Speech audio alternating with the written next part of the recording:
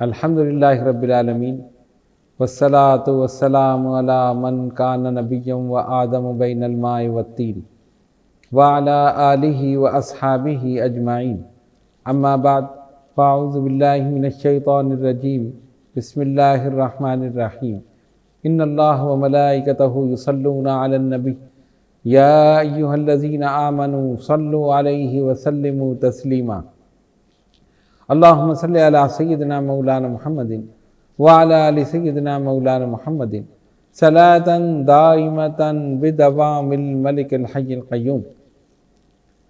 اللہ تبارک و تعالیٰ کا ہمیشہ ہی سے امت محمدیہ صلی اللہ علیہ وسلم پر یہ کرم رہا کہ اس نے ہر دور میں معصیت کے بڑھتے ہوئے رجحان کو روکنے کے لیے ایسی یگانہ روزگار ہستیوں کو اس دنیا میں بھیجا جنہوں نے اپنے قول، اپنے عمل، اپنی گفتار، اپنے کردار سے تبلیغ دین کا فریضہ کما حقہ انجام دیا اور شرار بولہبی کے مقابل چراغ مصطفی کے لو کو بڑھایا۔ ایسی عظیم شخصیات میں سے ایک جلیل قدر شخصیت، صاحب عزت و وقار، غلام سید الابرار، واقف اسرار، حضرت شیخ بدیع الدین مدار قدس سرہ کی عظیم شخصیت تھی۔ بزرگان دین میں آپ کا ایک بلند مقام ہے اور ایک بڑا بلند مرتبہ ہے۔ آپ کا نام نامی اس میں گرامی بدیع الدین اور لقب قطب مدار۔ آپ صحیح النسب سید ہیں۔ والد ماجد کا نام حضرت سید علی رحمۃ اللہ علیہ اور والدہ محترمہ کا نام حضرت فاطمہ ثانی رحمۃ اللہ تعالی علیہا۔ ان کا سلسلہ نسب کئی واسطوں سے حضرت سیدنا امام حسن رضی اللہ تعالیٰ عنہ سے ملتا ہے۔ اس طرح والدہ محترمہ کی جانب سے آپ حسنی سید ہیں۔ سن ولادت میں اکثر کتب خاموش ہیں اور ان میں اس کا تذکرہ ہمیں نہیں ملتا، لیکن بعض روایت کے مطابق یکم شوال 242 ہجری میں آپ اس دنیا میں جلوہ گر ہوئے۔ گھر کا ماحول کیونکہ دینی تھا، روحانی تھا، اس ماحول میں آپ نے آنکھ کھولی، گویا روحانیت کی گود میں آنکھ کھولی اور پرورش پائی۔ والد محترم اور والدہ محترمہ نے بڑے محبت، شوق، لگن اور پیار سے آپ کی تربیت فرمائی۔ دینی تعلیم حاصل کرنے کے بعد طریقت کی جانب متوجہ ہوئے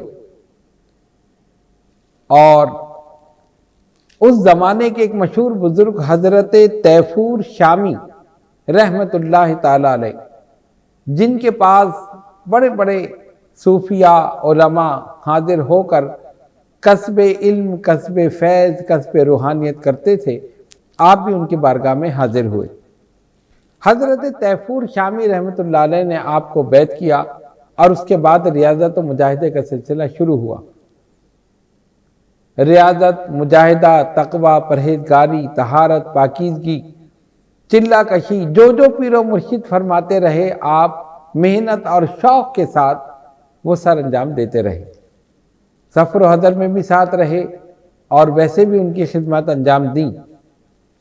پیر و مرشد نے جب دیکھا کہ اب میرا مرید طریقت کے کسی مقام پر پہنچ چکا ہے تو پھر انہوں نے آپ کو خلافت سے نوازا۔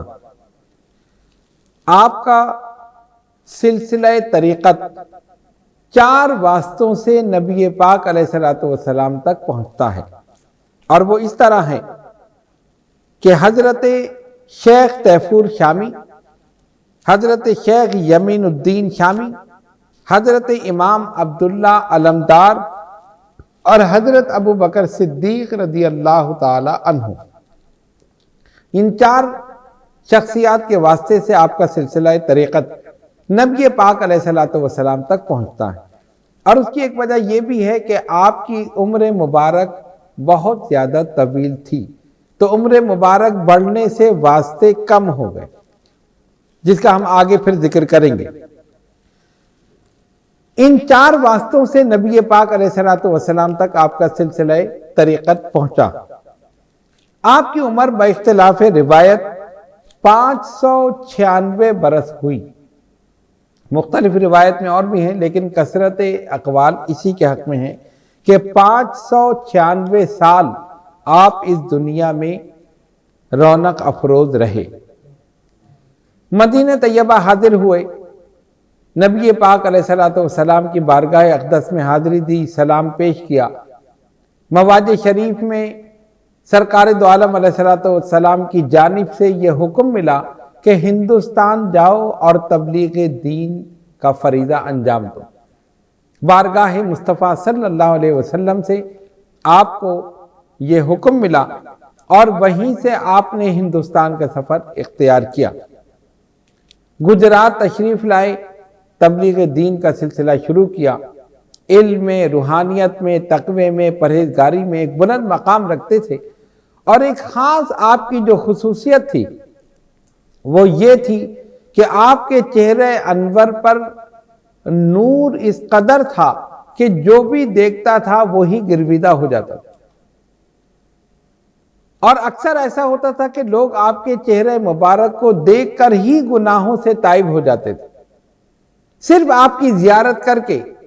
یعنی ابھی آپ نے کوئی تقریر نہیں فرمائی، کوئی نصیحت نہیں فرمائی، کوئی وعظ نہیں فرمایا، بس کوئی شخص آیا، آپ کے چہرے مبارک کو دیکھا اور کلمہ پڑھ کے مسلمان ہو گیا، اور اگر مسلمان تھا تو اپنے گناہوں سے، خطاؤں سے، لغزشوں سے، ہر چیز سے سچے دل کے ساتھ وہ تائب ہو گیا۔ جو بھی چہرے مبارک کو دیکھتا تھا وہی آپ پر فدا ہو جاتا۔ ایسا نور اللہ تبارک و تعالیٰ نے آپ کے چہرے مبارک پر ڈالا تھا، اور دیکھنے والے کہتے تھے کہ واقعی انوار الہی کی جھلک آپ کے چہرے مبارک سے عیاں ہوتی۔ اور بعض نے یہ بھی لکھا، بعض روایت میں، کہ آپ چہرے مبارک پر نقاب بھی ڈالا کرتے تھے، یعنی اتنی تجلیات کا ظہور ہوتا تھا، انوار و تجلیات چہرے مبارک سے ظاہر ہوتے تھے کہ آپ اکثر نقاب ڈالا کرتے تھے۔ کثیر تعداد میں ایسے لوگ بھی تھے کہ جنہوں نے صرف آپ کے چہرے مبارک کو دیکھ کر ہی دین اسلام قبول کیا، اور جو مسلمان تھے وہ سچے پکے مومن مسلمان بن گئے اور راہ طریقت کو انہوں نے اختیار کر لیا۔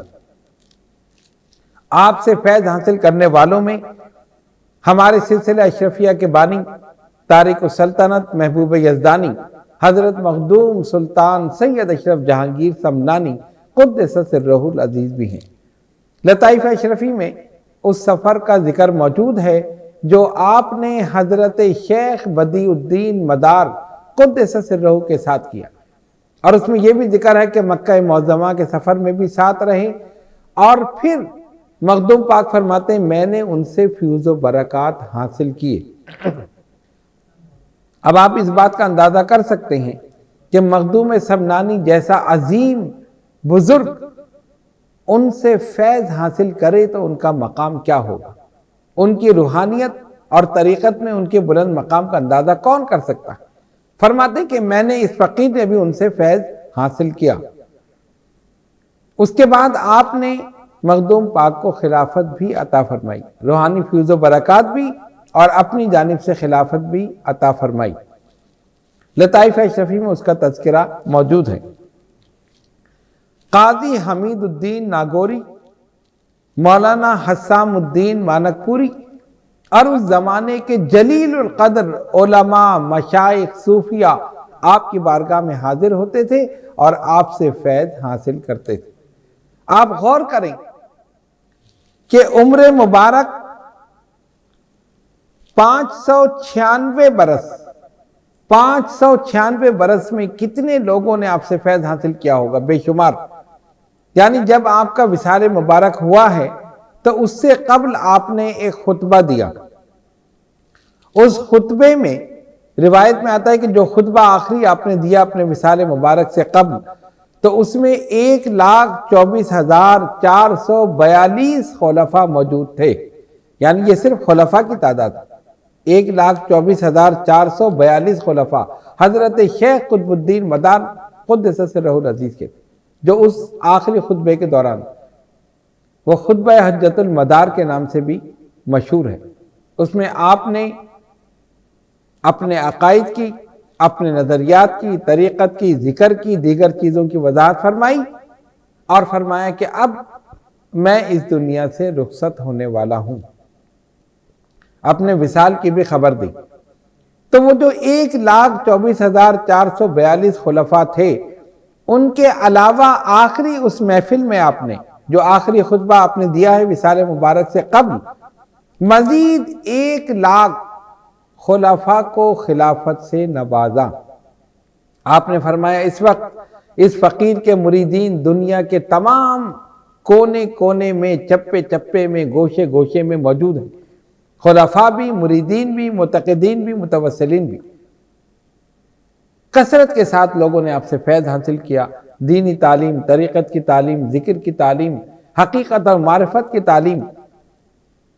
596 برس دین اسلام کی تبلیغ میں صرف کیے اور لوگوں کو معصیت سے روک کر اللہ تبارک و تعالیٰ کی بارگاہ میں جھکایا اور نیک کاموں پر آپ نے لگا دی۔ اکثر تو صرف چہرہ مبارک دیکھ کر ہی تائب ہو گئے، تو حضرت شیخ بدیع الدین مدار قدس سرہ کی ذات والا صفات اپنے زمانے میں بالکل یگانہ تھی، آپ کی مثل کوئی دوسرا نہیں تھی، اور لوگ دور دراز مقامات سے آپ کی بارگاہ میں حاضر ہوتے تھے، کسب علم کرتے تھے، روحانیت حاصل کرتے تھے، اور بہت سے تو صرف چہرہ مبارک کو دیکھ کر ہی چلے جاتے تھے، اسی سے ان کو فیض مل جاتا تھا۔ وصال مبارک کے متعلق بھی اختلاف پایا جاتا ہے، لیکن اکثر نے لکھا کہ 6 جمادی الاولیٰ 838 ہجری اور بعض روایت میں 17 جمادی الاولیٰ، یہ 2 روایتیں ہیں اور اس کے علاوہ بھی مختلف ہیں۔ 838 ہجری میں آپ نے وصال فرمایا۔ مزار مبارک مانک پور میں مرجع خلائق ہے۔ جس طرح آپ کی زندگی میں، حیات مبارکہ میں لوگ آپ کے گرد جمع رہتے تھے، فیض حاصل کرتے تھے، وصال مبارک کے بعد مزار مبارک پر بھی اسی طرح مزار مبارک سے فیض جاری ہے، لوگ حاضر ہوتے ہیں، دعائیں کرتے ہیں، دعائیں قبول ہوتی ہیں، اور جو آپ کے وسیلے سے اللہ تبارک و تعالیٰ کی بارگاہ میں جو کچھ مانگتا ہے خالق کائنات اسے عطا فرماتا ہے۔ تو حضرت شیخ بدیع الدین مدار قدس سرہ کی ذات والا صفات اپنے زمانے میں ایک بے مثل اور بے مثال تھی، اپنی صفات میں بھی، اپنی ذات میں بھی، اور حلقہ طریقت میں ایک بلند مقام آپ رکھتے تھے۔ وقت کے جید علماء نے، جید صوفیاء نے آپ کے علمی مقام اور روحانیت میں آپ کے مقام کو تسلیم کیا، نہ صرف یہ کہ تسلیم کیا بلکہ آپ کی بارگاہ میں حاضر ہو کر فیض بھی حاصل کیا۔ سلاسل طریقت میں بہت سے بزرگان دین ایسے ہوئے ہیں، کسی کی عمر 300 سال، کسی کی عمر 400 سال، کسی کی عمر 500 سال، جس طرح کے ہمارے سلسلہ معمریہ منوریہ میں جو واسطے کم ہوئے ہیں، اس کی وجہ یہی ہے کہ عمریں زیادہ ہیں، اس لیے واسطے کم ہیں۔ عمریں کم ہوتی تو شخصیات زیادہ آتی، تو جن کی عمریں زیادہ، اسی لیے اسے کہا گیا معمریہ منوریہ، یعنی وہ سلسلہ جس میں سب عمر والے تھے، 500 سال، 300 سال، 400 سال، تو اس طرح کے ان کی عمریں تھیں۔ تو انہی میں سے ایک حضرت شیخ بدیع الدین مدار قدس سرہ کی ذات والا صفات ہیں کہ آپ کی عمر مبارک 596 برس ہوئی، پوری زندگی اسلام کی تبلیغ میں، اشاعت میں گزاری، بے شمار لوگوں کو مسلمان کیا، بے شمار لوگوں کو صحیح معنوں میں سچا پکا مومن مسلمان بنایا، اور آپ کی ذات سے فیض کے وہ چشمے جاری ہوئے جو آج تک مزار مبارک سے بھی جاری ہیں اور انشاءاللہ تا قیامت جاری رہیں گے۔ اللہ تبارک و تعالی بے شمار رحمت نازل فرمائے ان کی مرقد مبارک پر، اور ان کی نالین سے لگے ہوئے ذروں کے صدقے میں ہم سب کے گناہوں کو معاف فرمائے۔ وآخر دعوانا ان الحمدللہ رب العالمین۔